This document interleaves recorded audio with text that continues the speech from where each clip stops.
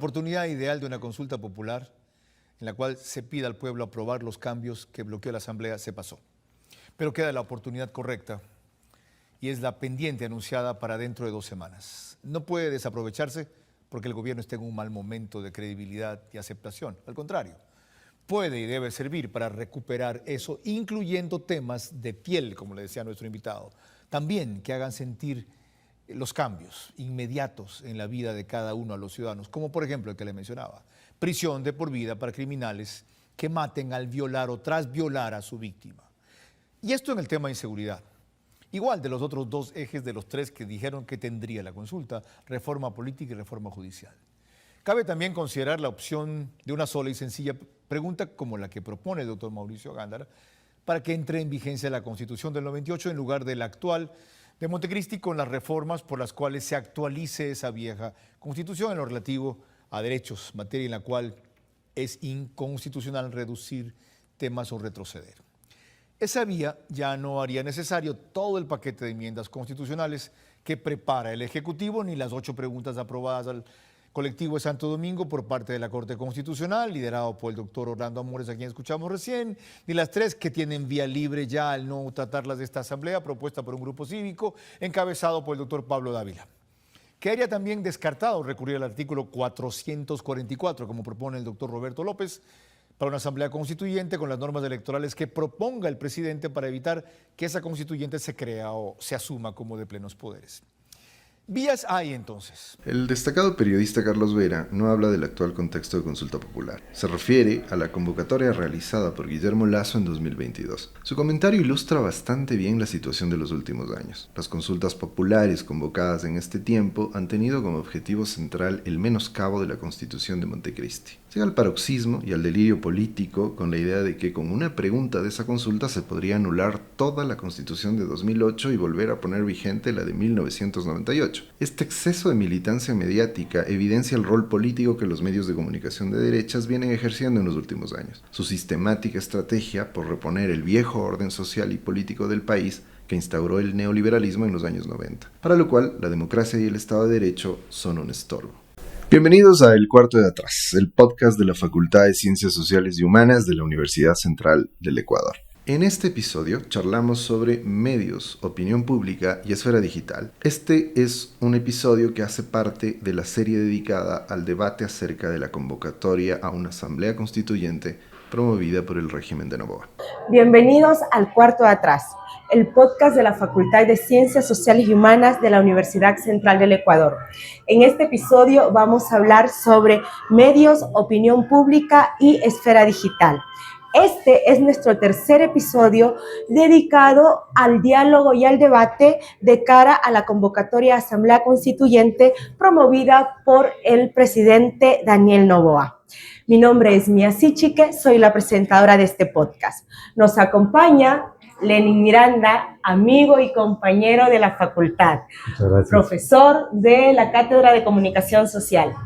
Querido Lenin, para arrancar este podcast te propongo que veamos primero unas imágenes, ¿te parece? Perfecto. Tenemos esta imagen de aquí. Perfecto. Presidente Noboa asegura que Ecuador afronta actos de terrorismo disfrazados de protesta. Te muestro una segunda. Daniel Noboa desde Otavalo, Ecuador enfrenta hoy actos de terrorismo disfrazados de protesta. La tercera, Daniel Noboa en Otavalo. Ecuador enfrenta actos de terrorismo disfrazados de protestas. ¡Qué casualidad! Y esta de Jorge Guamán falleció tras recibir impactos de bala en el pecho durante los enfrentamientos en Otavalo, según informó la CONAIE. Mi querido Lenin, estos rotativos nacionales e internacionales presentan un mismo encuadre de cómo manejar la noticia. Te consulto, ¿qué lugar queda para el disenso con este tipo de construcción discursiva?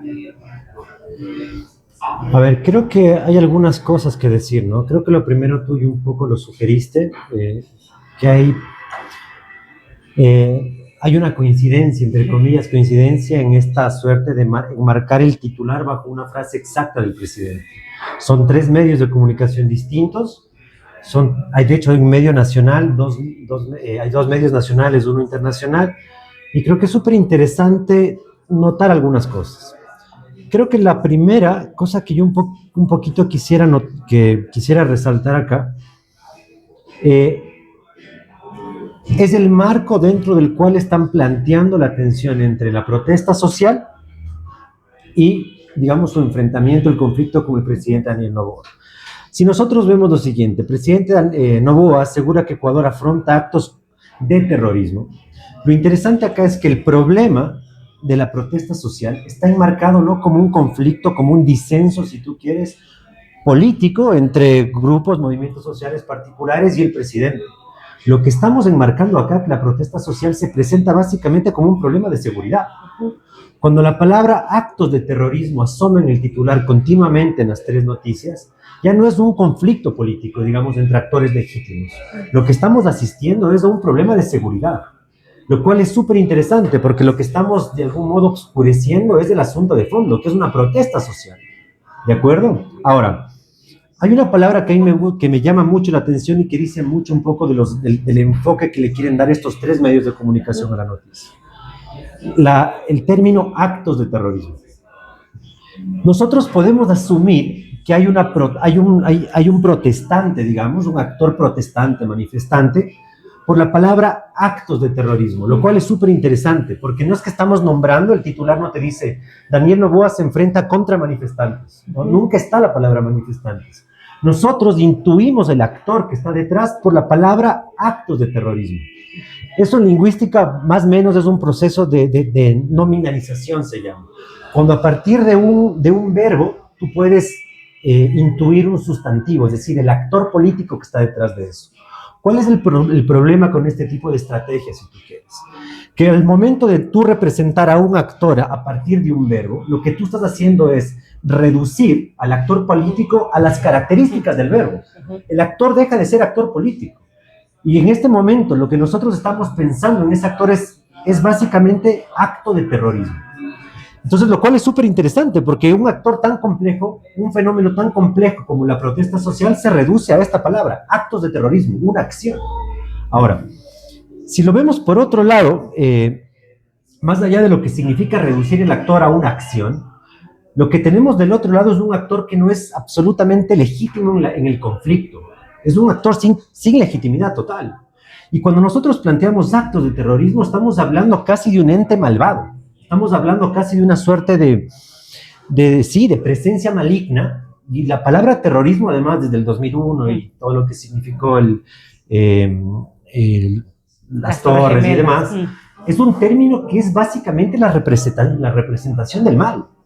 Y es comúnmente interpretado en estos términos. Entonces, además de esto, lo que tenemos acá es un actor que no es para nada legítimo. Es un actor que es la representación del mal encarnado en la palabra terrorismo. ¿De acuerdo? Ahora, mira lo interesante. El actor político, cuando dices actos de terrorismo, además el actor queda inhumanizado. Deshumanizas a ese actor. No hay una persona detrás de eso. Hay básicamente un término, terrorismo. Hay básicamente un ente abstracto que es la representación del mal. Pero para representar, digamos, al campo político opuesto, al gobierno, tú tienes un nombre y un apellido. Noboa, Daniel Noboa. Entonces, en el un lado, tú tienes una persona, un ser humano totalmente humanizado, hay un nombre y un apellido, Daniel Noboa, representando a esta facción del conflicto político. Y por el otro lado, tienes una cosa totalmente deshumanizada. Tienes una palabra que representa una acción totalmente perversa, donde no hay personas detrás de eso. Solamente hay actos malvados per se. Entonces, me parece interesante también plantear un poquito este contraste entre los dos actores que están entrando en esta disputa, si tú quieres. A partir de lo que te escucho, me parece que se genera una suerte de desequilibrio moral, que ubica a unos como los malos y a otros Totalmente. como los buenos. Es así es el mensaje como lo recibo ahora que veo estos titulares. Totalmente. Por el un lado tienes justamente, son los malos, por el otro lado los humanos, con nombre, apellido, persona, que sienten, por el otro lado. Pero lo interesante de esto es que nosotros empezamos a generar lecturas muy dicotómicas del problema.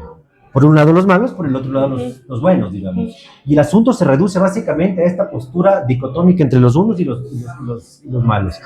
Ahora, cuando nosotros pensamos siempre en analizar, en ver una noticia, hay una máxima en esto que tiene que ver con, cuando nosotros analizamos noticias, analizamos elecciones lingüísticas. ¿Qué significa esto? No existe una sola manera de hablar de la vida política, no existe una sola manera de hablar de la vida.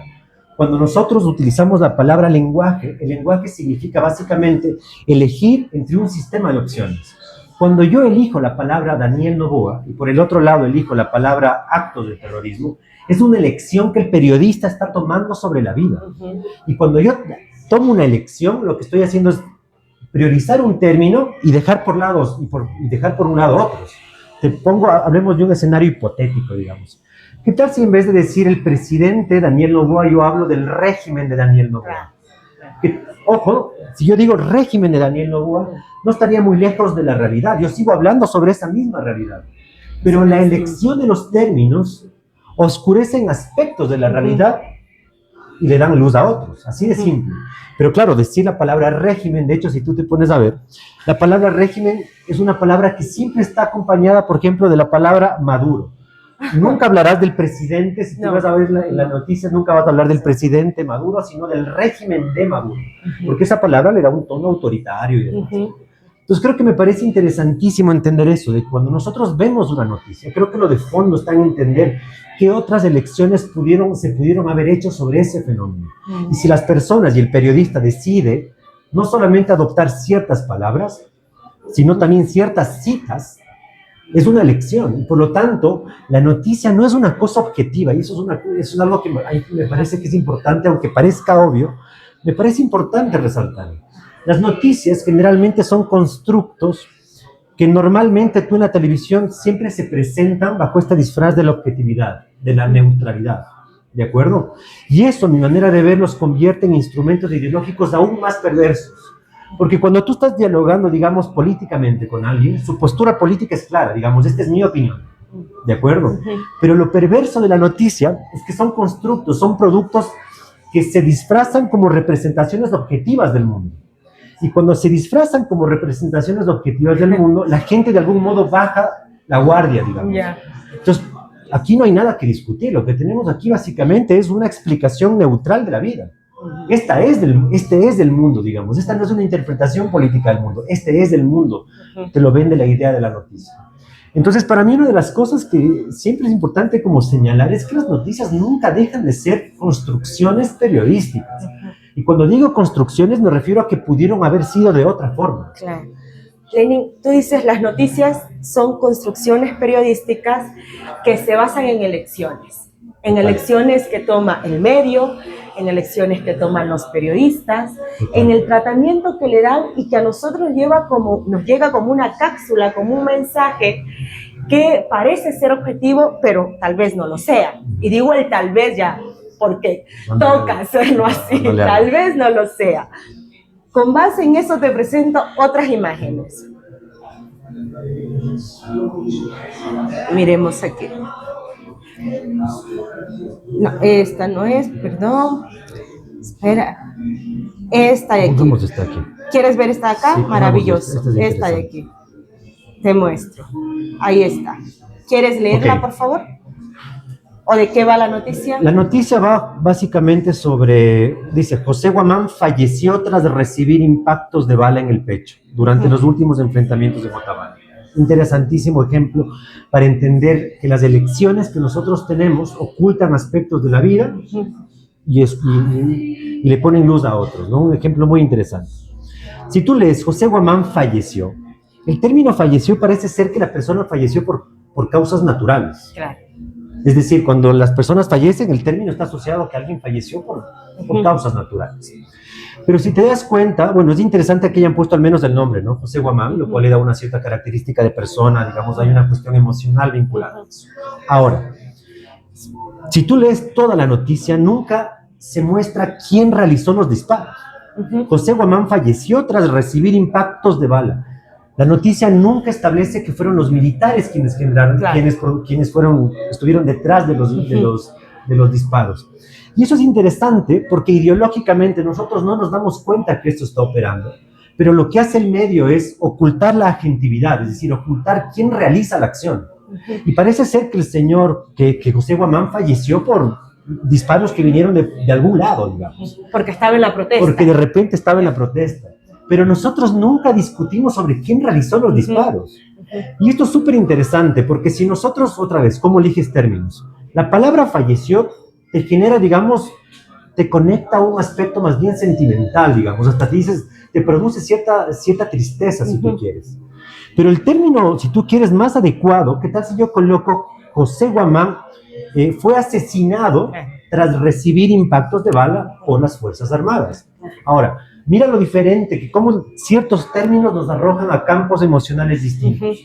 Cuando dices la palabra falleció, nos arroja al campo de la tristeza. Pero si tú utilizas la palabra fue asesinado, nos lleva al campo de la indignación. Nos lleva al campo de cómo pudo suceder una cosa de estas, ¿no? Cómo pudo suceder un evento tan terrible como este, digamos. Entonces, a mí me parece que es muy interesante entender esto, entender que el lenguaje, sobre todo en las noticias, opera de manera súper sutil. Y no necesariamente a veces tienes que nombrarlo de una manera, sino aquí en este caso no lo nombras. Y al no nombrar, estamos quitando responsabilidad a quien realizó los disparos, en este caso, que son las Fuerzas Armadas. Entonces, lo que le estamos quitando es a las Fuerzas Armadas la culpa de lo que está pasando. Ahora, una cosa más que quería un poquito, que me parece interesante pensando en estas noticias. Cuando nosotros pensamos en la noticia, casi siempre las noticias se enmarcan a partir de 4 criterios. Te presentan un problema. El tema es cuál es el problema que lo presentan. Te presentan un culpable, te presentan una solución a ese problema y los valores que están en juego. Si nosotros vemos en las noticias anteriores, en las que vimos antes, que habla sobre el Ecuador enfrenta amenazas, ajá, así es. El Ecuador enfrenta actos de terrorismo disfrazados de protesta. ¿Cuál es el problema? El problema ya no es la protesta, el problema ya no es el conflicto, el problema es la seguridad. ¿De acuerdo? Con ese título estamos quitando de la mesa que hay un conflicto entre actores legítimos.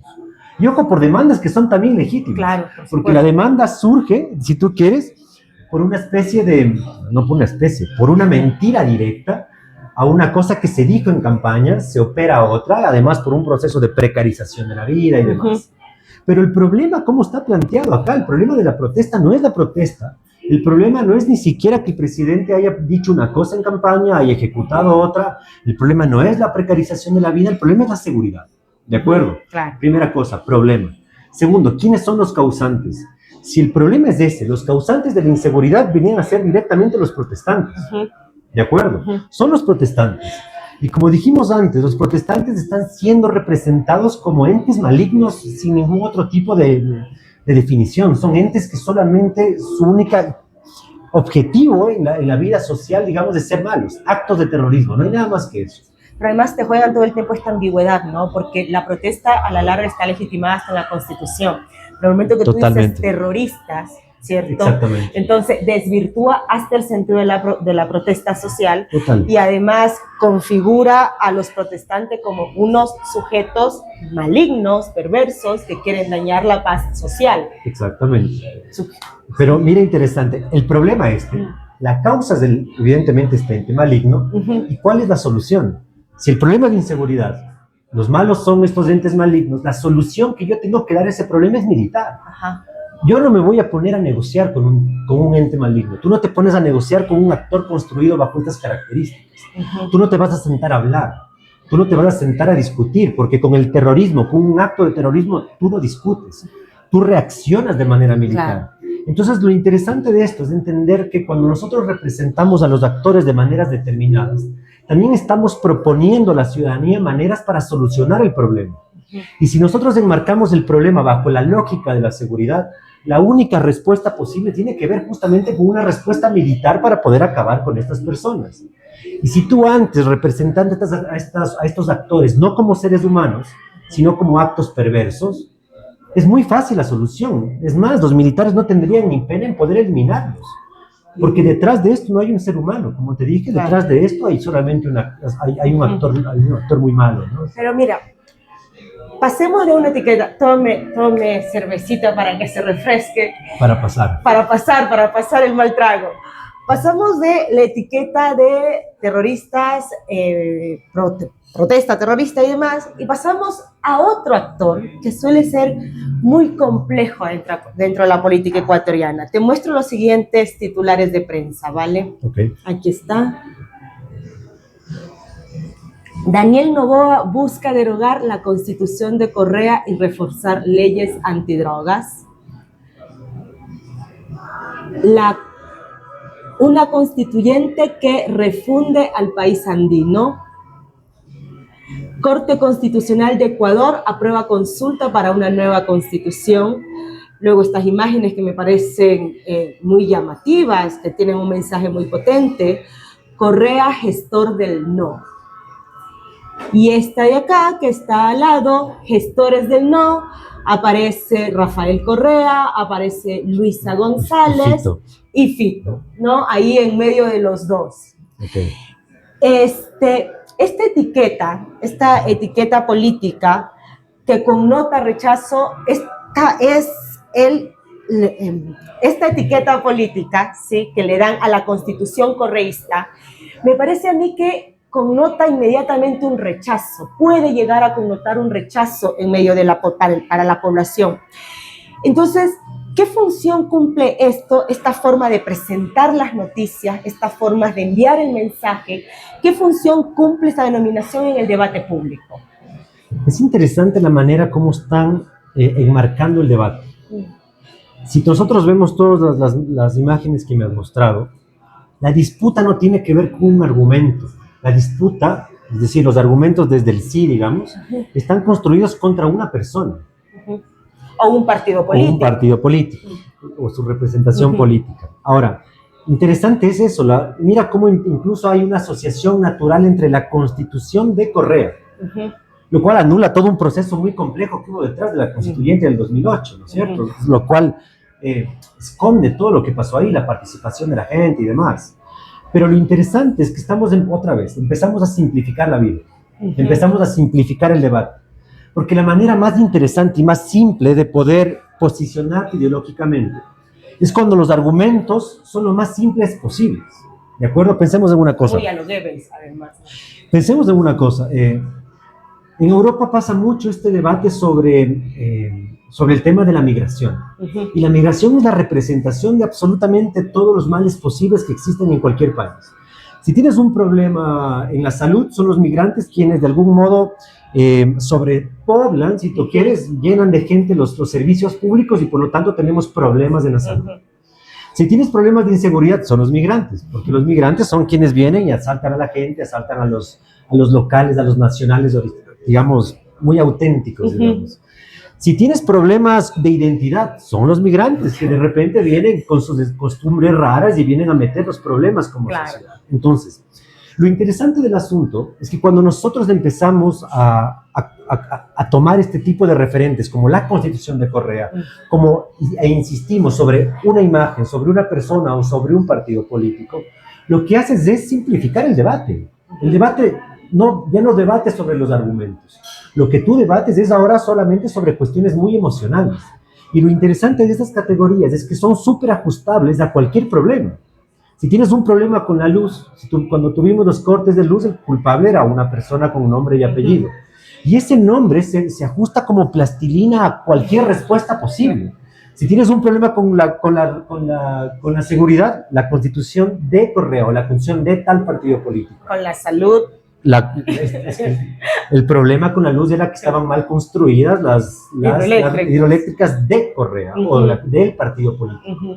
Y más allá de la figura de Correa, a mí lo que un poco me da angustia, si tú quieres, es que empezamos a simplificar debates y la realidad es todo menos tan simple. Y los argumentos que generalmente pasan en las elecciones pasan mucho por esto, por cómo nosotros intentamos simplificar algo de una manera además muy emocional. El caso de los migrantes es un ejemplo para mostrarte. Y acá este partido político y esta figura o este nombre también levanta muchas emociones. Claro. Y dejamos de hablar, digamos, de los asuntos que tenemos que hablar. ¿De acuerdo? Ahora, este titular me llama mucho la atención porque dice muchas cosas de manera muy corta. Cuando dice, Daniel Noboa busca derogar la Constitución de Correa, de eso ya hablamos, y reforzar leyes antidrogas, de plano hay una presuposición. Asumimos, por lo tanto, que la Constitución no era lo suficientemente fuerte, porque por eso vas a reforzar. ¿De acuerdo? Claro. Entonces, lo cual es súper interesante. Y las presuposiciones a nivel lingüístico son muy útiles, a nivel ideológico también, porque tú puedes transmitir hechos sin ni siquiera nombrarlos. Aquí no estamos nombrando el asunto, aquí no estás diciéndolo de manera explícita. La Constitución de Correa, si tú quieres, la Constitución del 2008, es muy débil para enfrentar el problema de las drogas, pero lo dices de una manera muy rápida y directa, o sea, muy rápida e implícita, y reforzar leyes antidrogas, y eso a mí me llama mucho la atención.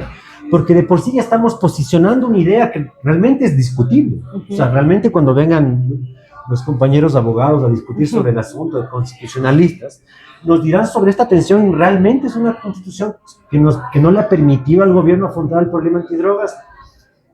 Si lo vemos al menos desde la coyuntura nacional que tenemos, nos damos cuenta que si lo vemos desde la protesta social, realmente no hay tal problema con la Constitución. No es que la Constitución les prohibió, por ejemplo, reprimir a estos actores que los tacharon de esta manera, y que ya hablamos hace un momento. Entonces, lo interesante es que en el fondo nos están posicionando una idea como un hecho, y sobre el cual ni siquiera estamos discutiendo, ¿de acuerdo? Entonces la gente inconscientemente ya está asociando de que la Constitución del 2008 no es lo suficientemente buena para poder responder al problema de las drogas. Lenny, te hago una pregunta ahí, porque tú eres bastante generoso al decir que la Constitución no es buena para atacar el problema que tenemos ahora de las drogas, ¿no? Pero yo puedo preguntarte más bien, si esto no quedó así como la forma como está planteada, no quedó a la libre elección de cada persona, porque yo puedo entender en cambio que la Constitución de Correa refuerza también el movimiento libre de las drogas en este país. Además, es decir, no solamente lo plantea, ojo, es interesante lo que tú acabas de decir, no solamente estás planteando de que la Constitución no es lo suficientemente buena, sino estás colocando a Correa como cómplice del problema. ¿De acuerdo? Mira las asociaciones que hacemos. Si la Constitución de Correa es muy laxa, entre comillas, para abordar el problema de las drogas, hay un cómplice directo con este problema. ¿De acuerdo? Ahora, lo que pasa en la política es que continuamente seguimos discutiendo sobre cuestiones emocionales y ya no sobre evidencia empírica, ya no discutimos sobre datos, ya no hablamos sobre hechos, porque eso realmente termina siendo, al menos en términos políticos, algo que no es rentable, porque las emociones son mucho más interesantes. Y hace tiempo yo escuchaba una entrevista de Durán Barra que decía exactamente eso.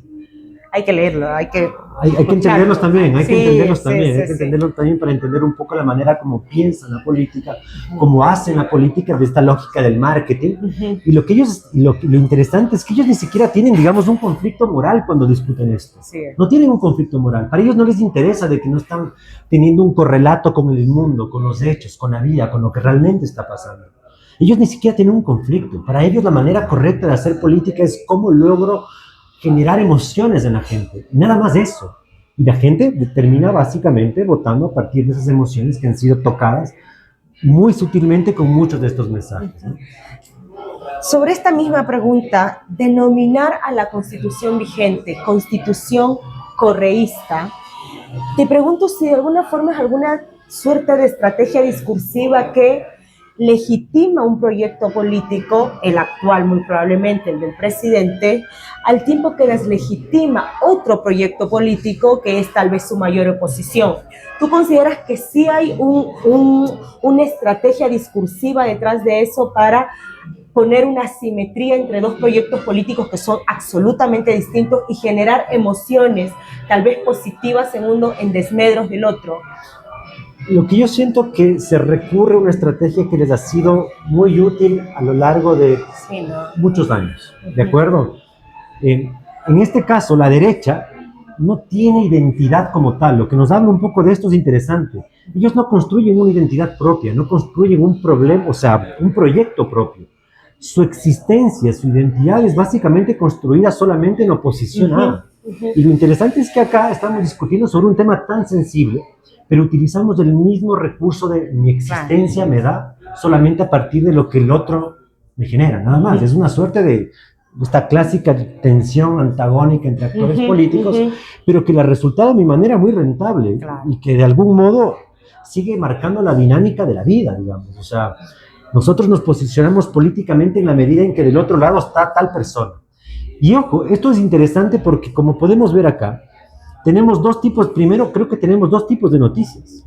Tenemos dos tipos de material, digamos. Unas son noticias, y mira cómo coincide cuando decimos la Constitución de Correa, y lo que tenemos abajo, básicamente, esto es básicamente propaganda del no, pero coinciden con los medios de comunicación, digamos. Hay una suerte de relato muy articulado, que no es nada casual, seguramente, entre los medios de comunicación y la campaña política. En los dos casos, lo que intentan es justamente posicionar una figura política, posicionar un partido político, y en este caso embarrarlo incluso como una figura como Fito, ¿no? Entonces, lo que me parece interesante acá es notar que no es casual, digamos, este asunto, ¿no? De que de repente tienes una interpretación particular del medio y que coincide de repente con la misma estrategia política de la campaña, digamos.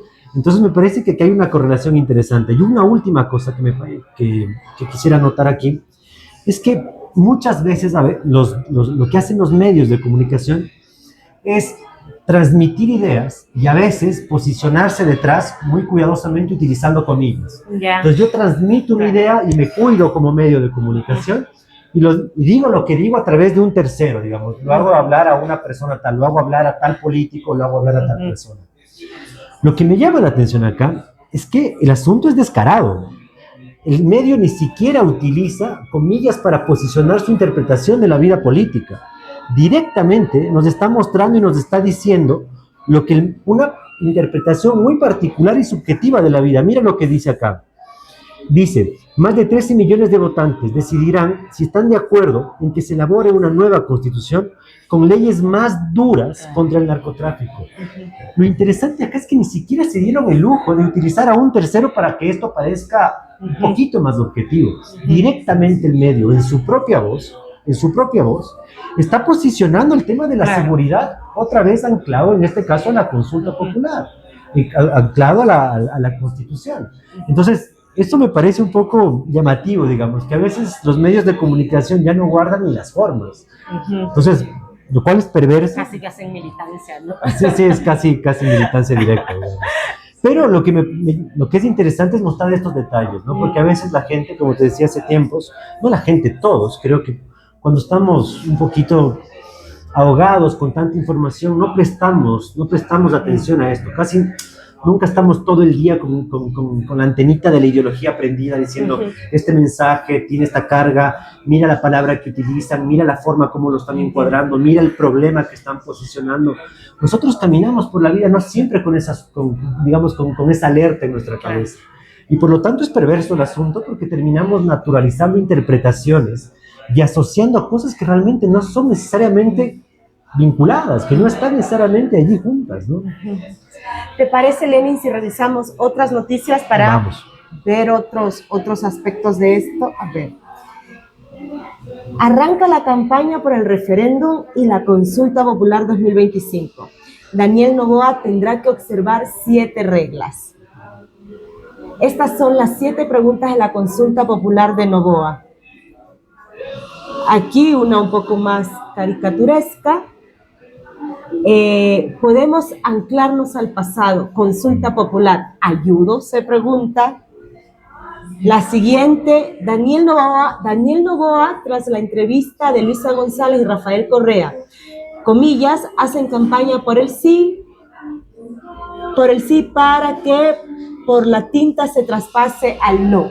Okay. Está la imagen de Daniel Noboa, abajo está la imagen de Rafael Correa. Viendo estas notas y teniendo en cuenta el contexto actual, mi querido Lenin, yo me pregunto cómo se construye con este tipo de noticias, con este tipo de imágenes, la figura presidencial, ¿no? Y sobre todo cuando esta figura se la construye a través de los medios públicos y los privados, ¿no? ¿Cómo se los construye? ¿Qué aportan? ¿Qué mensaje entregan a las personas? Esta es una posición de privilegio que tiene el presidente frente a la consulta popular, tal vez frente a aquellos que están por el no. ¿Qué ocurre aquí? Dos cosas quisiera aquí puntualizar. La primera, que el hecho de ser presidente político, de ser presidente de un país, te da de por sí cierto acceso a la esfera pública que no tiene cualquiera. Es decir, tienes un acceso privilegiado a la esfera pública. Entendiendo esto de la esfera pública como esto que todos vemos y oímos, ¿no? Lo cual de por sí es un privilegio. Aquí hay una suerte de doble privilegio. No solamente le otorga un privilegio el hecho de ser presidente, que tú tienes la capacidad de marcar la agenda de los otros medios, porque cuando yo digo algo, así como vimos en los casos anteriores, se reproduce mi mensaje de algún modo en muchos otros medios, ¿de acuerdo? Utilizan mis citas, utilizan mis marcos, utilizan mis palabras.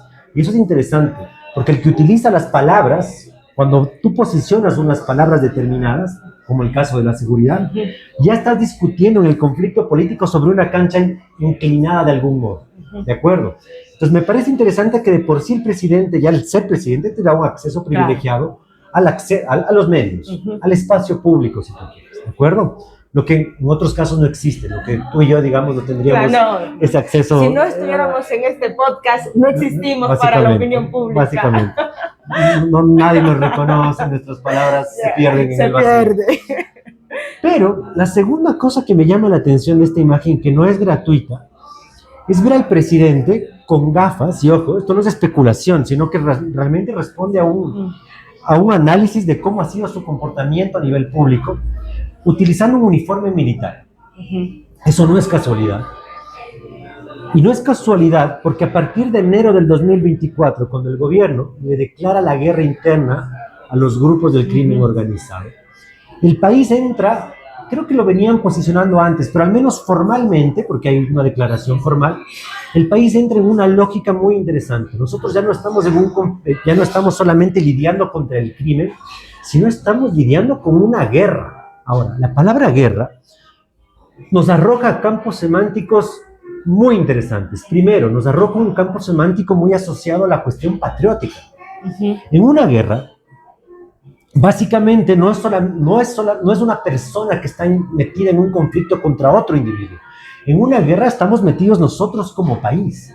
Y si nosotros estamos metidos como país, eso nos topa sentimientos nacionalistas muy profundos.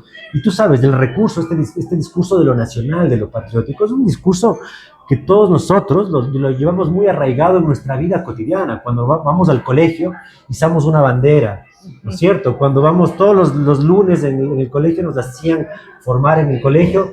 Y la cuestión nacional es un relato que se va construyendo cotidianamente, digamos, es un hechizo que se tiene que ir posicionando todo el tiempo y que es uno de los, digamos, valores, entre comillas, más posicionados que lo tenemos en nuestra cabeza. Cuando vemos un partido de fútbol, la cuestión nacional patriótica está ahí. Nos ponemos la mano al pecho y cantamos un himno nacional. Y es súper interesante este asunto. Ahora, la guerra, por lo tanto, es interesante porque te permite topar primero esa cuestión patriótica que todos nosotros ya lo tenemos metido en nuestra cabeza. Y si la guerra tiene que ver con lo patriótico, la guerra también te permite justificar sacrificios individuales. Mira lo interesante sobre lo del IVA, por ejemplo. Ellos enmarcaron el problema de la precarización de la vida, y ojo, con un impuesto que era regresivo, es decir, que afectaba fundamentalmente a los más pobres, porque tiene estas características, a los grupos más sensibles, pero de algún modo, cuando lo posicionas dentro del marco de la guerra, los sacrificios valen la pena. Si es que estamos siendo atacados como país contra un mal representado de esta manera, cualquier sacrificio individual vale la pena, incluso ni siquiera cuestionar que nos suban 3 puntos al IVA. Eso no se discute. Y de hecho, si tú lo discutes, estás siendo un poco antipatriota. Por supuesto. ¿No es cierto? Estás siendo vendepatria, si tú quieres. ¿Cómo puedes tú posicionarte en contra de una cosa tan sagrada como la bandera, como el país? ¿De acuerdo? Lo cual es interesante. Una segunda idea que tú ves acá con Noboa, y que de hecho creo es una constante en su representación como figura, es esta idea de la firmeza, ¿no es cierto? Yo soy un gobierno firme, soy un gobierno que se para, soy un gobierno, y ojo, porque es muy machista también, que tiene los pantalones para y que enfrenta al crimen organizado así. Bueno, la referencia que hace el presidente es un poco más soez que lo que tú acabas de mencionar, por supuesto, ¿no? La del carpintero. La del carpintero. Ok, sí. No creo que cabe. No cabe. Pero hay mucho detrás de eso, ¿no? Entonces, si tú te pones a ver políticamente, vende mucho esta idea de firmeza. Vende mucho esta idea de firmeza. Ahora, lo perverso del asunto es que cuando nosotros empezamos, cuando el presidente, una figura política, asoma con uniformes militares, empezamos inconscientemente a naturalizar que nuestra vida cotidiana sea militarizada. Y eso es una cosa súper perversa, porque estamos de algún modo difuminando que la esfera política y la militar van de la mano. Y si nosotros nos ponemos a pensar un momento, esa fusión entre estas dos esferas, lo militar y lo político, que se presenten como una sola cosa, es todo menos democrático. Es todo menos democrático. Es decir, piensa lo perverso del asunto. Estamos proponiendo que el ejercicio de la política siempre está apoyado de un brazo armado, lo cual en los 60, 70 y 80 es una dictadura. O sea, gracias a las transformaciones de los movimientos sociales, ahora pensamos, o en ese momento, hemos pensado que la democracia es justamente en oposición a los gobiernos militares. Pero en este momento, de algún modo, han tenido la capacidad de asociar lo militar con la democracia, lo cual es una asociación que llama la atención, además curiosa, porque es contradictoria. Claro, los medios de comunicación han ayudado bastante. Ayudan muchísimo a posicionar esa idea. Entonces, para mí esta idea de presentarse como un gobierno firme, autoritario, además que al parecer la sociedad ecuatoriana cada vez más tiende a aceptar este tipo de discursos y tiende más un poco a aceptar tendencias autoritarias en la vida cotidiana, pero me parece que es muy peligroso. Por ejemplo, nosotros cuando vivimos recientemente el tema de la protesta, ni siquiera la gente se empezó a cuestionar por qué hay militares reprimiendo la protesta. Si, digamos, la Policía Nacional es la que debería hacerse cargo de ciertas cosas. Y esa es otra de las cosas que se van perdiendo en esta difuminación de las identidades políticas. Las instituciones, de algún modo, estamos perdiendo, la claridad para ver las funciones que deberían cumplir.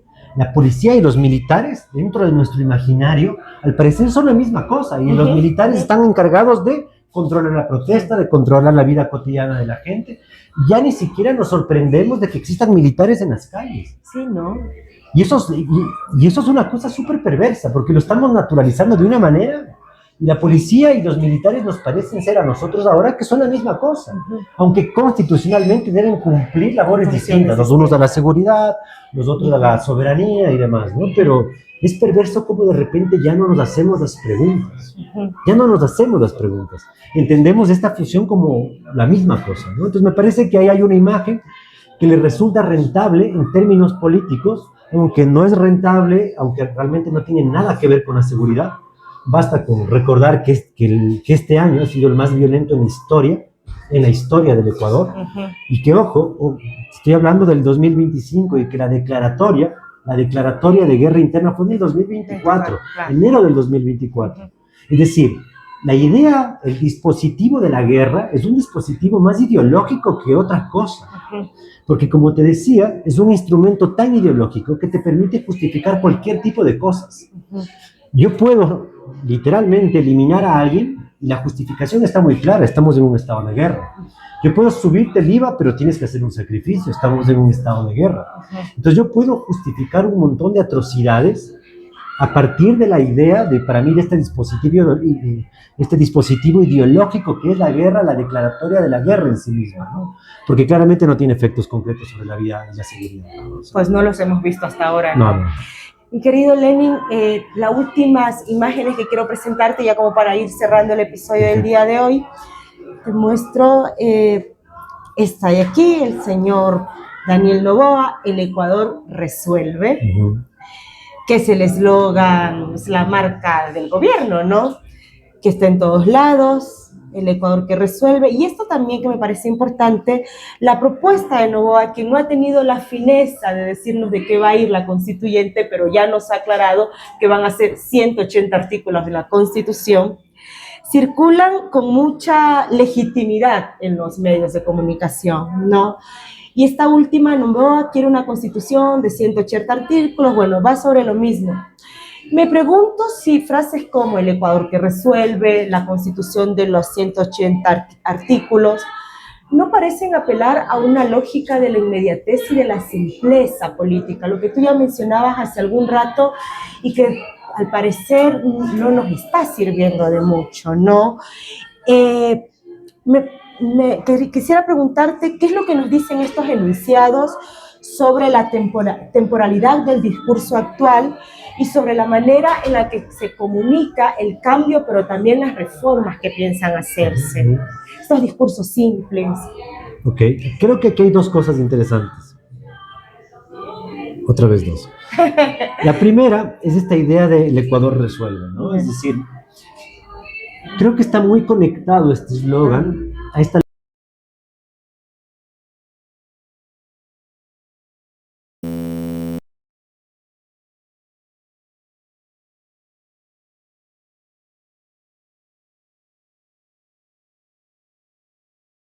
ideológico, digamos, es profundamente ideológico, ¿no? Pero lo interesante acá es que intentan proyectar esta imagen fuera de las ideologías, dentro de esta idea de que nosotros no somos ideológicos, somos básicamente administradores de la política. Y como nosotros somos administradores de la política, nosotros hacemos cosas, no nos ahogamos en debates innecesarios, entre comillas, ¿no? Y eso me parece que es otro de los rasgos muy característicos del gobierno, ¿no? Mostrar esta idea de nosotros no estamos en debates estériles, nosotros resolvemos cosas. Y creo que este mensaje lo han posicionado constantemente a lo largo de todo su... Volvemos otra vez, de que el posicionar estos mensajes lo que hace es simplificar la vida. Y al simplificar la vida, lo que terminas haciendo es tomando decisiones superficiales, arbitrarias y sin debate sobre la vida cotidiana de todos nosotros, ¿no? Ahora, cuando vemos a mí me llama mucho la atención la arbitrariedad del número, digamos, 180 artículos, ¿por qué no 181? Digamos, ¿por qué los 180 artículos? Y me llama mucho la atención la idea del número, digamos. Entonces creo que se conecta muy bien con esta idea de nosotros somos un gobierno práctico. Sí, claro. Y si tenemos más de 180 artículos, como la constitución anterior, que tendrá, yo que sé, muchísimos 460. más. Tendrá muchísimos más. Entonces transmite la idea de simplicidad. Transmite la idea de nosotros estamos aquí para resolver problemas. Contradictoriamente que no lo resuelven, ¿no? Claramente que no han resuelto ninguno. Pero lo interesante es acá es cómo proyectan esta idea de nosotros somos un gobierno de la gestión. Y eso es muy interesante también porque tiene que ver mucho con estos principios que son muy, muy de derechas, que están asociados a la eficacia, ¿no? Que tienen que ver, nosotros no nos metemos en debates sin sentido, lo que nosotros producimos resultados medibles, los puedes medir, nosotros estamos para resolver cosas, para producir. Entonces me parece que le va, digamos, conecta muy bien con esta ideología del gobierno, muy vinculada a su campo político de derecha, donde la idea de resolver cosas tiene que ver con esto que es muy capitalista, ¿no? Este etos muy capitalista de nosotros producimos cosas concretas, nosotros resolvemos cosas, nosotros damos resultados, ¿no es cierto? Entonces, me parece que conecta de una manera muy interesante. Ahora, lo curioso es que nos llaman a una constitución, nos llaman a una consulta sobre una constitución y nos dicen prefieren no revelar cuáles serán esos, digamos, artículos, esos 180 artículos que van a estar ahí, ¿no? Entonces, como votante, yo digo, es un poco extraño, ¿no? Me vas a hablar de una constitución y Dios sabrá cuáles serán esos artículos, pero voy a votar por tu constitución, lo cual es un poco raro, ¿no? Pero bueno, creo que por ahí un poco va posicionándose ese gobierno, lo cual es muy coherente con su línea política, con su lógica y estrategia de la simplicidad, de simplificar, y con esta idea un poco de satanizar también al adversario político en todas sus formas. Mi querido Lenny, muchísimas gracias, ya estamos finalizando. Muchas gracias. Te pido un mensaje corto a nuestra audiencia. ¿Qué le puedes decir frente a esta consulta que será posible ya en los próximos días? Creo que más allá de inducir, digamos, un voto, creo que lo importante es entender de que la realidad es compleja, ese punto básicamente.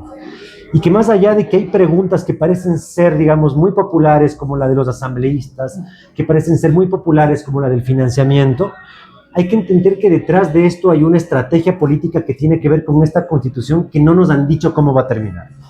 Entonces, creo que hay que mirar la política, hay que mirar la consulta bajo esa línea.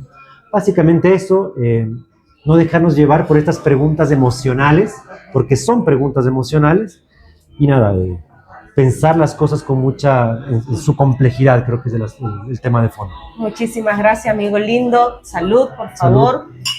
Agradecemos a Lenin por este interesante debate, así como también a la Cafetería La Postal, quien generosamente nos presta sus espacios para tener este podcast. Nos vemos en una siguiente charla para hablar de política, comunicación y otros demonios. Un abrazo a todos. Chao, chao.